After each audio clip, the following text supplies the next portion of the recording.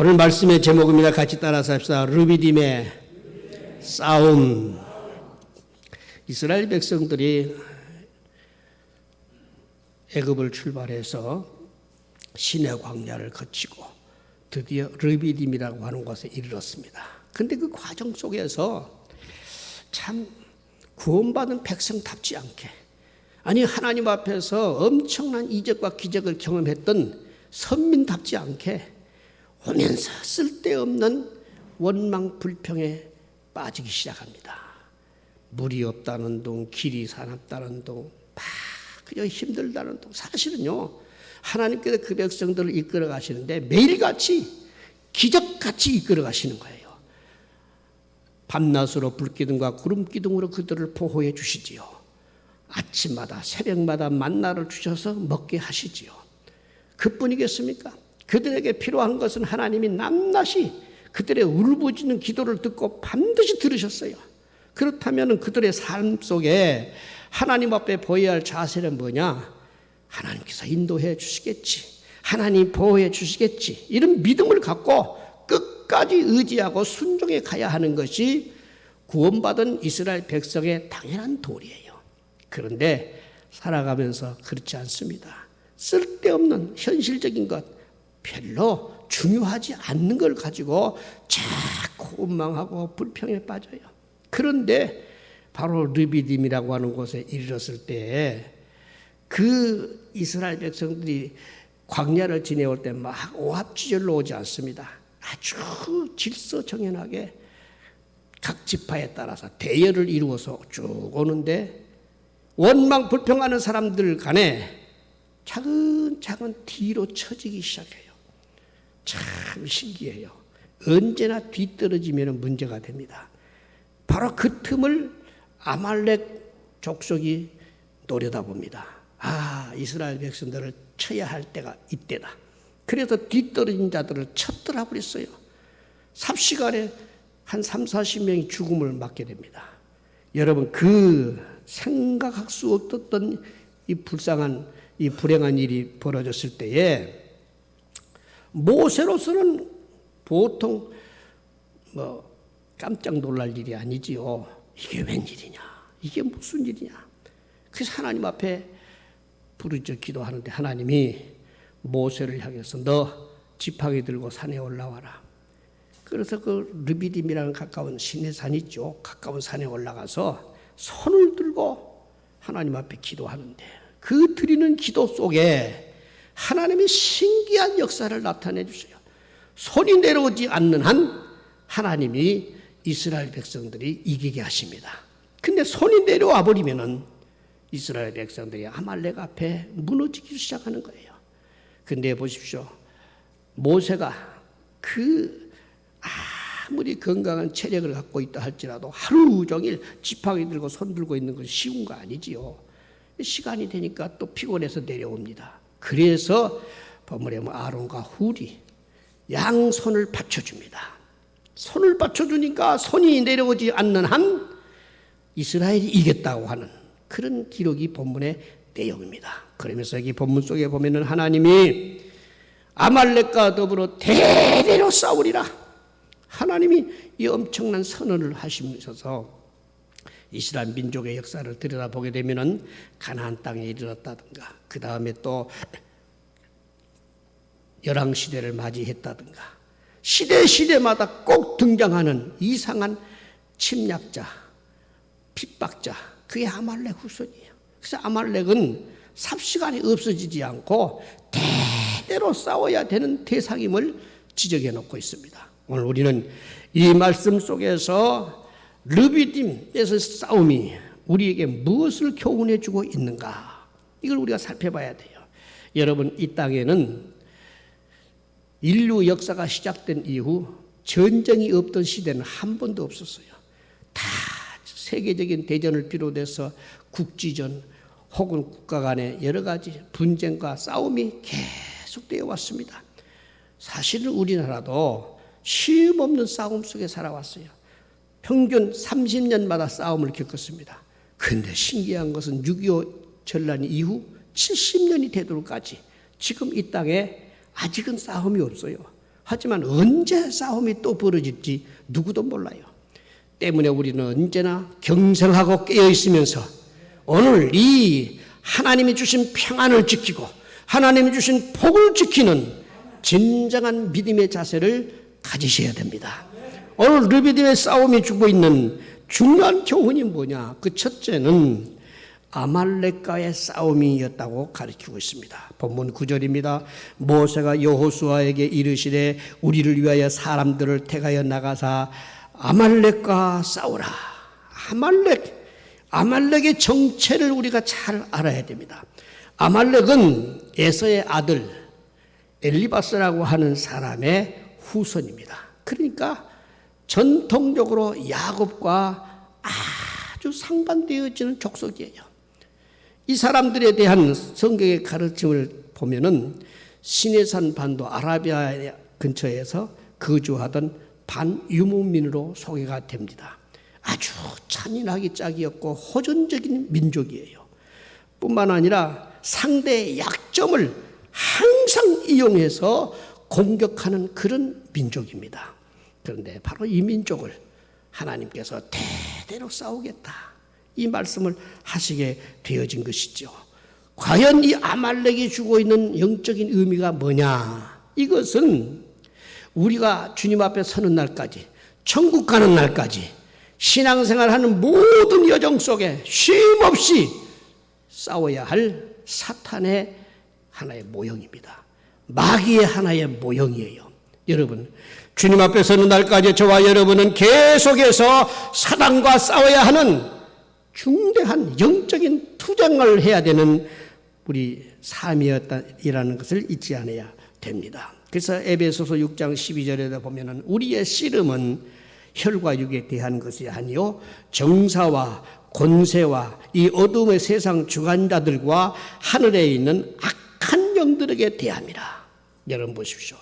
우리가 천국 가는 날까지 그저 하나님 앞에 아무 탈이 없이 아무 방해 없이 무사히 천국에 갈 수 있으면 얼마나 좋겠어요. 그런데 천국 가는 과정 속에는 생각할 수 없었던, 상상할 수 없었던 대적들이 도처에 도소리가 있다는 것을 알아야 됩니다. 바로 그들을 향해서 성경에는 그 대적자를 아말렉이다, 아말렉이라고 하는 말을 하고 있습니다. 이미 천국 가셨습니다마는 한신교회 이중표 목사님은 그가 썼던 설교집 가운데 아말렉의 정체를 내 육신 속에 담고 있는 육성이다, 그렇게 풀이를 했더라고요. 사실은 그래요. 우리가 보이지 않는 적이 멀고 가깝게 다 우리 안에 있어요. 사실은요, 보이는 적보다도 보이지 않는 적이 더 무서운 겁니다. 가장 힘들고 싸우기 어려운 대적이 누구냐? 내 안에 있어요. 자기와의 싸움에서 이겼느냐 졌느냐에 따라서 하늘나라의 영광스러운 기업을 확보하느냐 그렇지 못하느냐, 이 결정되는 거예요. 여러분, 그래서 적은 멀리 있지 않다고 우리가 이해를 하고 있어야 됩니다. 절대 멀리 있지 않아요. 언제나 적은 가까이 있습니다. 아니, 내 안에 있다는 것을 잊지 말아야 돼요. 자기 속에 있는 육성이 나를 무너뜨립니다. 나를 불행하게 만듭니다. 내 믿음을 파괴시킵니다. 이 엄청난 적이 내가 끝까지 그걸 물리치고 능히 승리하기 전까지는 안전하고 편안할 수가 없어요. 계속해서 육신과의 싸움, 육정과의 싸움, 수없는 유혹과의 시험과의 싸움, 이것은 주님 앞에 서는 날까지 계속되어야 한다는 사실이에요. 그런데 보십시오. 우리 인간에게 있는 육성이 살아나잖아요. 그러면 제일 먼저 나타나는 현상이 뭐냐? 원망과 불평이에요. 왜? 자기 기분대로 안 되니까, 자기 뜻대로 안 되니까, 자기 마음대로 안 되니까 이것도 안 좋다, 저것도 안 좋다, 자꾸 원망, 불평, 그것이 바로 내 육성이 지금 강하게 발동하고 있다는 것을 느껴야 됩니다. 원망, 불평이 그냥 일어나는 게 아니에요. 자기 뜻대로 안 되니까, 자기 기분대로 안 되니까, 자기 계산대로 안 되니까 이걸 조심하셔야 돼요. 우리는 내 기분, 내 감정대로 이 세상을 살아가기 위해서 예수 믿는 거 아니에요. 우리가 예수님 믿는 것은 주님 뜻대로 살기 위해서입니다. 주님이 영광 받으시는 길로 살기 위해서예요. 그런데 그 길을 누가 제일 방해합니까? 내 속에 있는 육성이라는 것이 원망과 불평이라는 방법을 통해서 계속해서 우리를 무너뜨리려고 도전합니다. 이걸 잊지 마셔야 돼요. 여러분, 성경에는 언제나 원수가 멀리 있다고 말하지 않습니다. 예수님께서도 마태복음 10장 36절에 보면은 사람의 원수가 자기 집안 식구리라. 아비와 딸이 시어머니와 며느리가 서로 분쟁하고 다툼을 할 것이다. 가르쳐놨어요. 사실이잖아요. 그래서 언제나 우리는 멀리 있는 거 경계할 것이 아니라 가까이 있는 거 경계해야 돼요. 나와 가장 가까이 있는 것을 조심해야 돼요. 내 생각과 마음을 절대 다스릴 줄 아는 이런 성숙한 믿음의 삶이 반드시 필요합니다. 자기를 이길 줄 모르는 사람은 어떤 유혹과 대적이 있어도 승리할 수가 없어요. 자기를 이긴다는 게 큰 축복입니다. 마태복음 10장 37절에 보면 아비나 어미를 나보다도 사랑하는 자는 내게 합당치 아니하고 아들이나 딸을 나보다도 사랑하는 자는 내게 합당치 아니하니라. 왜 그랬을까요? 원수가 내 집안 식구인데 자칫 잘못하면 그 가까운 사람에 의해서 하나님께로 향하는 믿음이 무너집니다. 주님께로 쏟아야 할 사랑이 식어져 버립니다. 점차적으로 보이는 것에 치중하기를 시작해요. 여러분, 그래서 자칫 잘못하면 나를 넘어뜨리는 것이 멀리 있는 것이 아니라 가까이 있다는 것, 늘 이것을 우리가 경계하며 살아가야 된다는 것이지요. 예수님을 사탄이가 처음에는 무너뜨리려고 시험을 했어요. 마태복음 4장 이하에 보면은. 그런데 시험에서 예수님이 이겼잖아요. 이기니까 포기했습니까? 아니었어요. 가장 가까운 예수님의 수제자 베드로를 향해서 그를 이용해서 사탄이가 또 무너뜨리려고 하잖아요. 예수님이 십자가 지시겠다고 하니까 왜 십자가에 지어야 됩니까? 우리가 있는데요. 예수님 앞에 막 아양을 떨고 막 예수님의 십자가를 못 지도록 거부했어요. 그때 주님이 뭐라고 하십니까? 사탄아, 너는 나를 넘어지게 하는 자로다. 여러분, 사람의 말로 듣지 않았어요. 예수님하고 가장 가까운 베드로의 입을 통해서 예수님이 십자가 왜 져야 됩니까? 라고 할 때에 예수님은 단호히 거부합니다. 단호히 물리치십니다. 맞아요. 여러분, 오늘 또 우리는 어떤 점에서 보면요, 나를 무너뜨리는 것은 멀리 있는 거 아니에요. 가장 가까이 있다는 거. 자식 때문에, 부모, 형제 때문에, 친구 때문에, 때로는 내가 신앙생활이 너무너무 힘들어지고 어려워지는 그런 경향들이 굉장히 많아요. 베드로를 통해서 넘어뜨리려고 하다가 예수님이 그 정체를 알고는 물리쳐버리니까 마침내는 가룟 유다를 이용하잖아요. 가룟 유다가 갑작스럽게 예수 팔려는 생각이 들어와요. 요한복음 13장 2절에 나오잖아요. 가룟 유다의 마음속에 예수 팔려는 생각을 넣었더니 그 순간 가룟 유다 그 생각을 떨쳐버렸어야 되는데 그렇지 못했어요.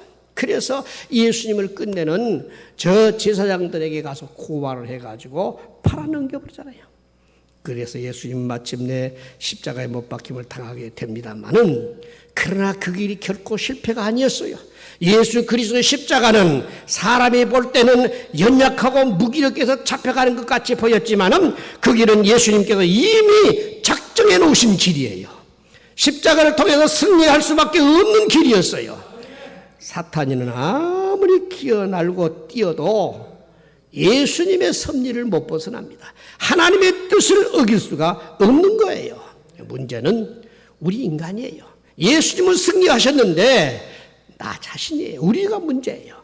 우리는 자칫 잘못하면 가장 가까운 사람을 통해서 들려오는 소리가 합리적이고 이치적이고 현실적이라고 생각이 되어가지고 그 말이 맞네, 그렇게 해보지. 벌써 그 순간 마귀에게 콕낀다는 거 아십시오. 절대 우리는 넘어가지 말아야 돼요. 철저하게 예수님의 뜻을 붙들고 승리해 갈 수 있게 되시기를 간절히 바랍니다. 제가 종종 말씀드렸습니다마는 6.25 때에 교회를 가장 많이 불태우고 선지자들을 수없이 죽였던 사람이 바로 강량옥이라는 사람이에요. 강대욱 장로님하고 친척이 되는지는 모르겠습니다만 하여간 강량욱 목사예요. 이 사람이 누구냐? 김일성의 어머니 강반석이라는 사람이 있는데 그 강반석의 동생 되는 사람이에요.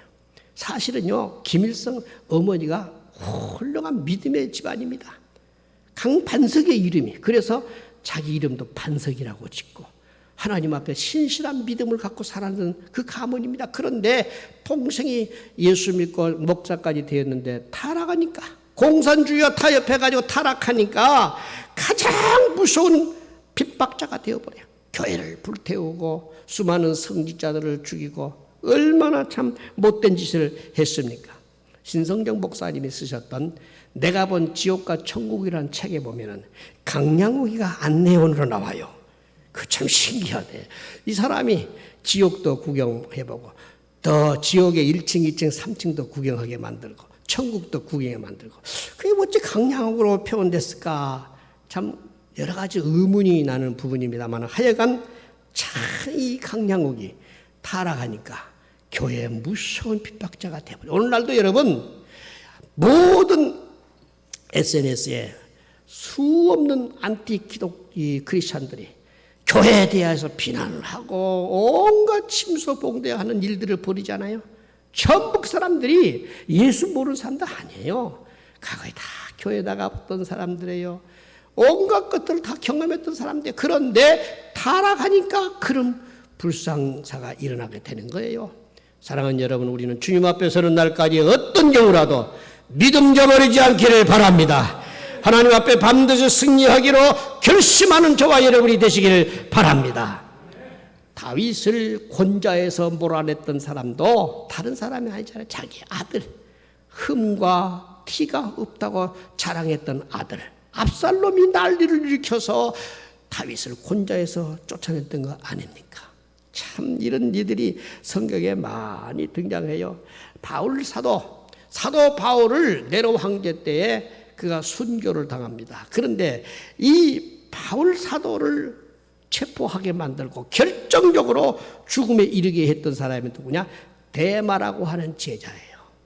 참 무섭잖아요. 그는 한때 바울과 같이 옥에 갇히기도 했어요. 함께 고난받기도 했어요. 그런데 어느 순간 예수를 등지고 나니까 자기 선생을 고발해서 죽음에 이르게 만드는 참 못된 사람이 되어버려요.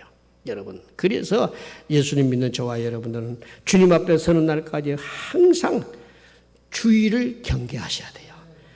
우리는 서로 함께 기도하고 믿고 신뢰할 수 있는 믿음의 사람으로 살아갈 수 있게 되시기를 바랍니다.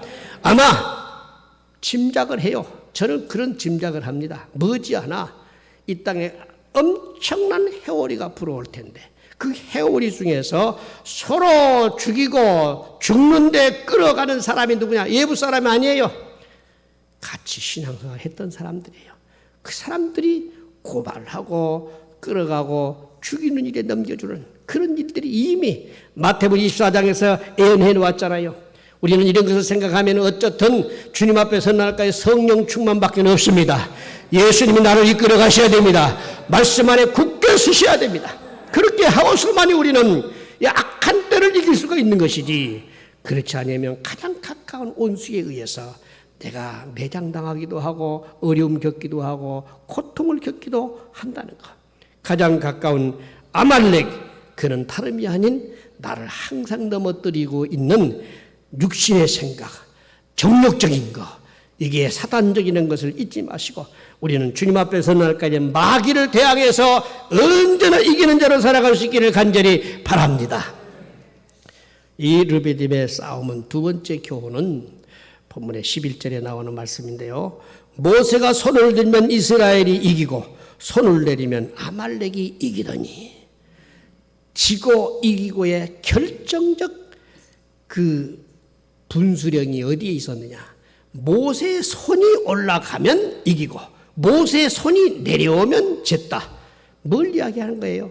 마지막 때 영적인 싸움의 최후 승리는 기도에 있습니다.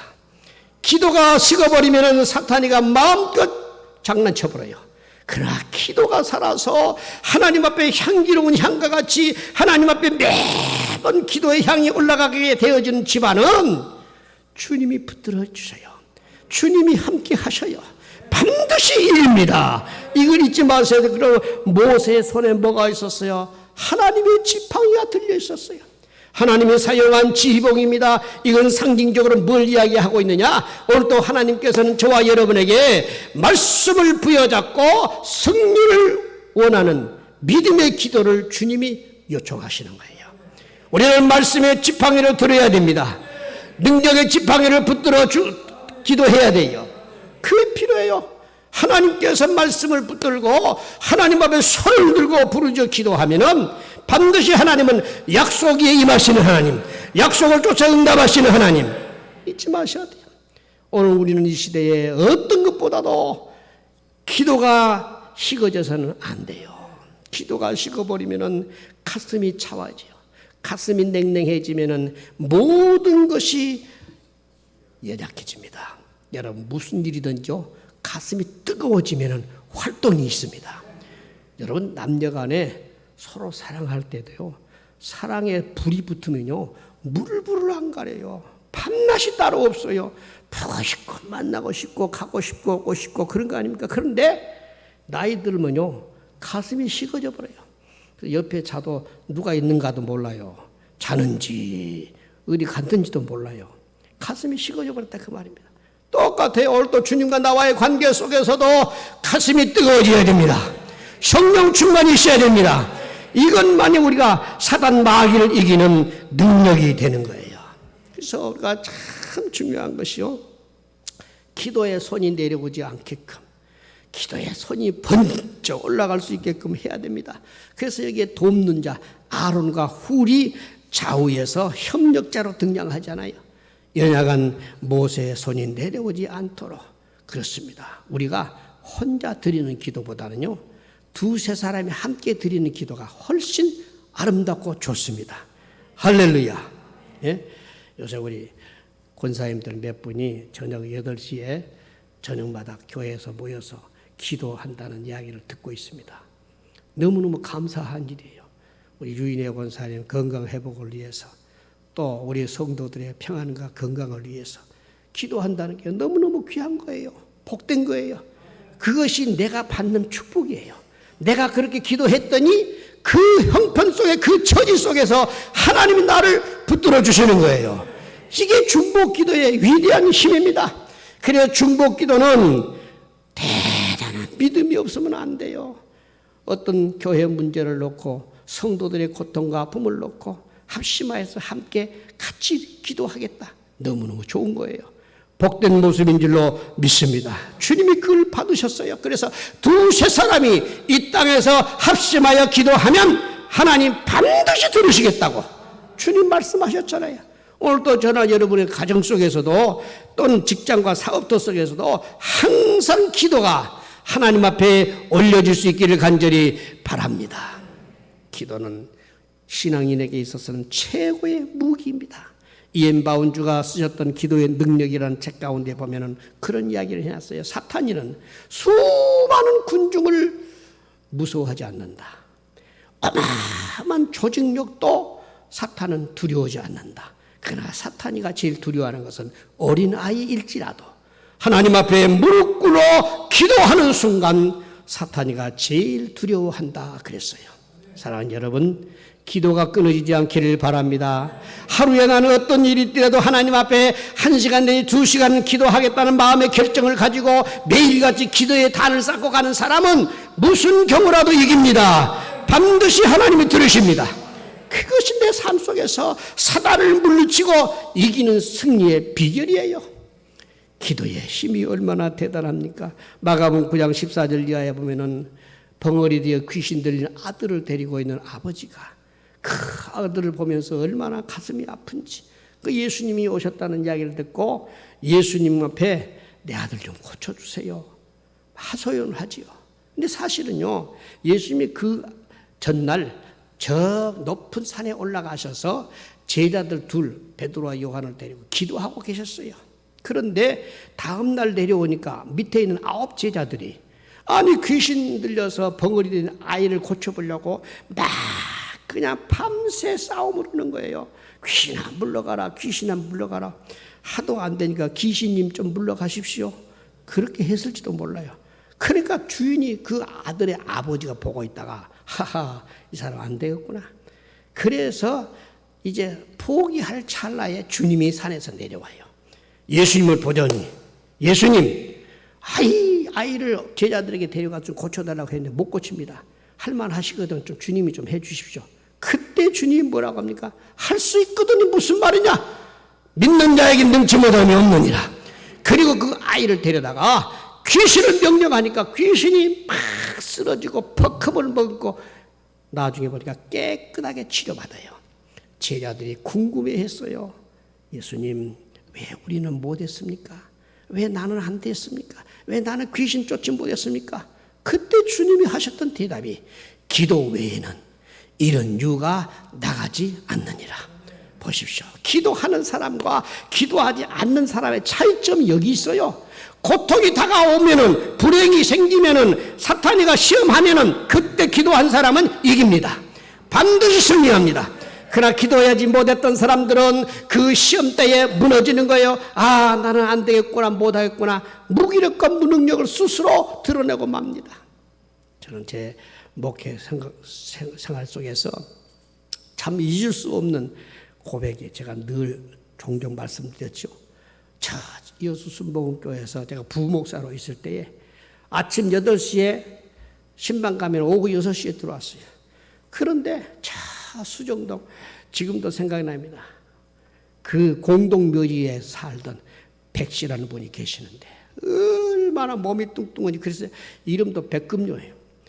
실질적 이름은 아니지만 백금녀처럼 뚱뚱했어요. 귀신 들려가지고요. 얼마나 겁이 나는지 몰라요. 네, 그 집에서 예수 믿고 교회 나왔는데 신방 때마다 기도해달라는 거예요. 그래서 제가 신방 대원들을 이끌고 그 가서 기도를 하는데 찬송 1절 부를 때는 같이 불러요.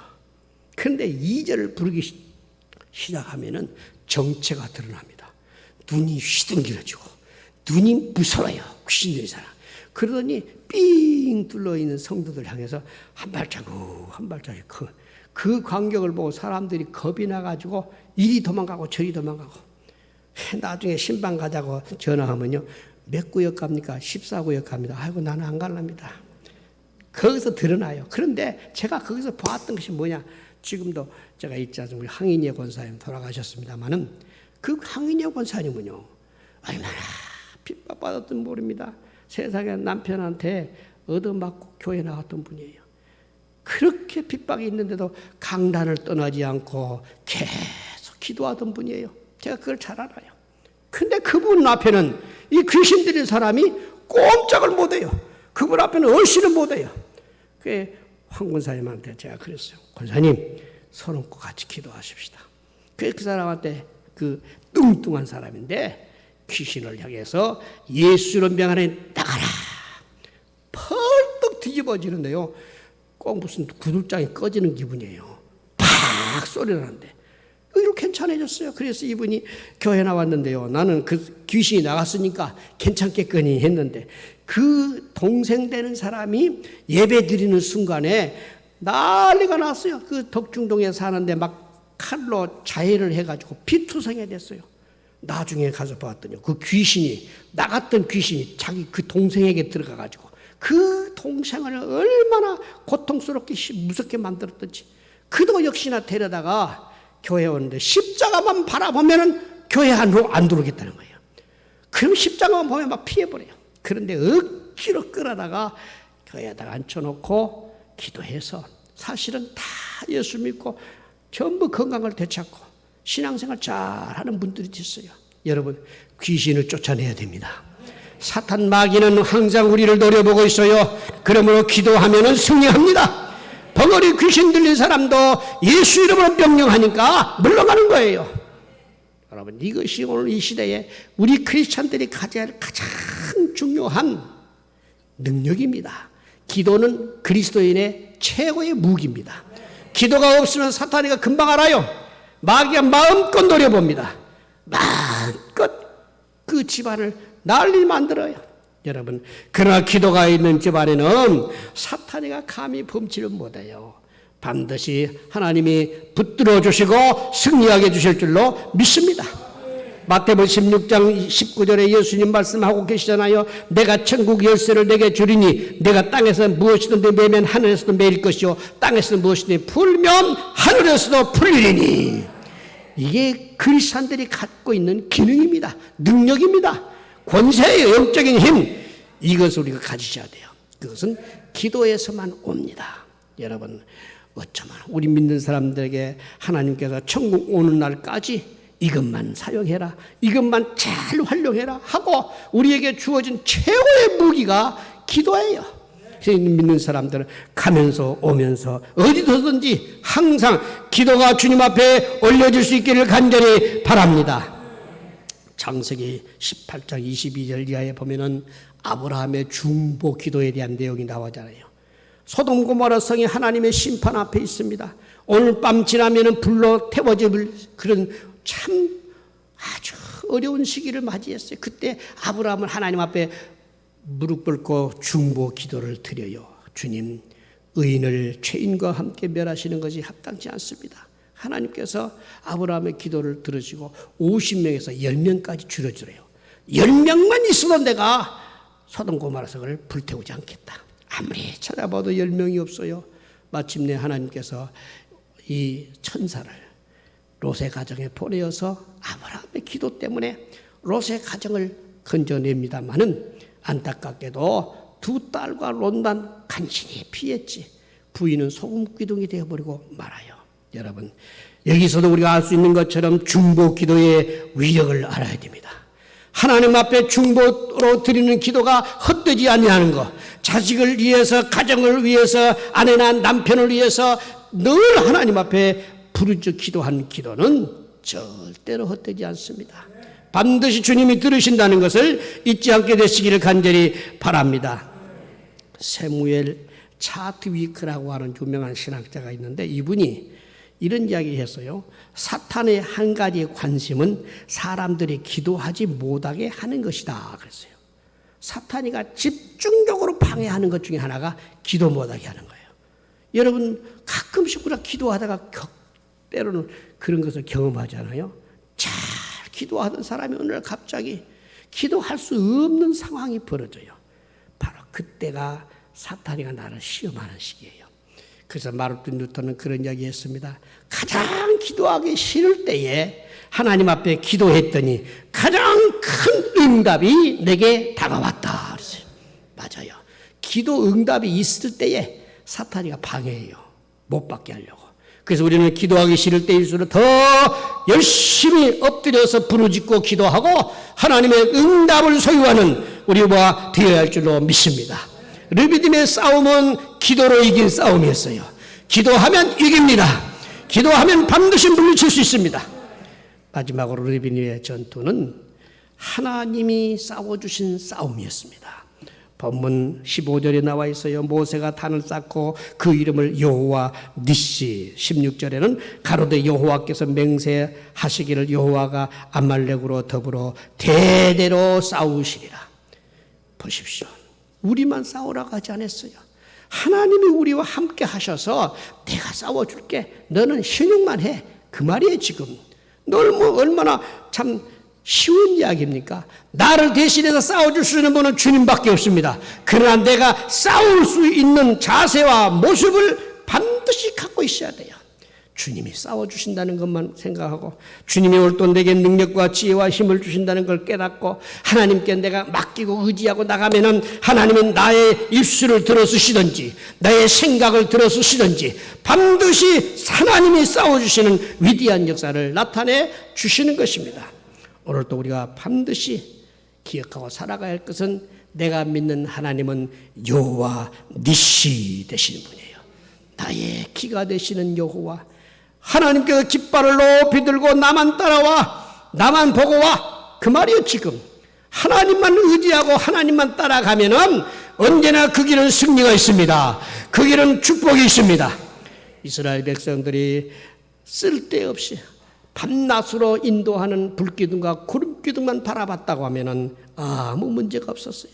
그런데 불기둥 보고 구름기둥 바라보던 그들이 쓸데없이 세상 것에 자꾸 마음 쏟아 보니까 불평할 일, 원망할 일이 많이 생겨서 그것 때문에 하나님 앞에 결국은 진노의 대상이 되어보잖아요. 여러분, 우리는 항상 높이 있는 예수님 바라보십시다. 십자가를 바라보십시다. 우리를 인도하실 주님을 바라보십시다. 너무나 축복이에요. 그래서 오늘도 주님께서는 우리에게 승리할 수 있는 절대 중요한 방법이 무엇이냐? 주님 바라보면 된다. 이걸 보여주고 있어요. 그래서 성경에 여러분 다윗이 살았던 삶의 모습, 모세가 승리했던 삶의 비결 전부 다 뭐냐? 주님만 바라봤어요. 출애굽기 14장에서 나오는 저 홍해 도하 사건 보십시오. 하나님께서 그 이스라엘 백성들이 죽겠다, 큰일 났다, 이제는 끝장이다, 원망 불평할 때에 하나님께서 모세에 주시는 말씀을 너는 가만히 서서 오늘 여호와께서 너희를 향해서 구원하시는 것을 보라 말씀합니다. 원망 불평할 시간 주님 바라보라 그 말입니다. 그랬더니 주님께서 홍해를 양쪽으로 쫙 갈라서 홍해 가운데 나는 길로 이스라엘 백성들을 인도했던 것을 보게 되잖아요.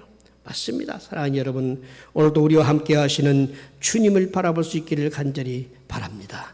사무엘상 17장 47절에 보면은 여호와의 구원하심이 칼과 창에 있지 아니하고 전쟁은 여호와께 속한 것인지 그가 너희를 우리를 손에 붙이시리라.